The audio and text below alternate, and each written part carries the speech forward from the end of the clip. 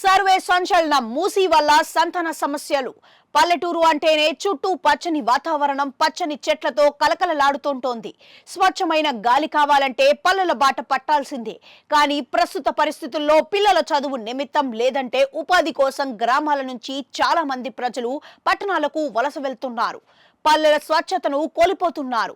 ఎందుకంటే పల్లెలో ఉన్న వాతావరణం పట్టణాలలో కనిపించదు.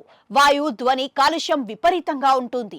అందులోనూ దేశ రాజధాని అయిన ఢిల్లీ, తెలంగాణ రాష్ట్ర రాజధాని హైదరాబాద్ లో ఈ బెడద ఎక్కువగా కనిపిస్తోంది.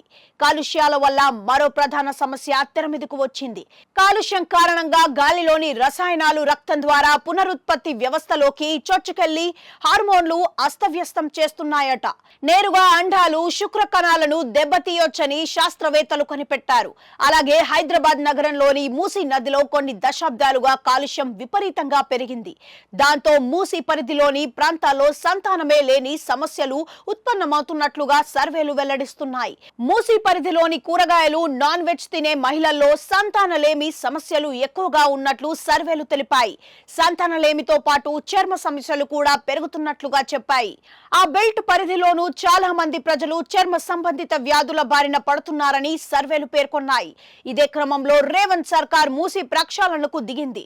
దాని పరిధిలోని అక్రమ కట్టడాలను తీసేసి వారికి మరో చోట డబుల్ బెడ్రూమ్ రూములు కేటాయించి మూసీని పూర్తి ప్రక్షాళన చేసేందుకు సర్కార్ నిర్ణయించింది.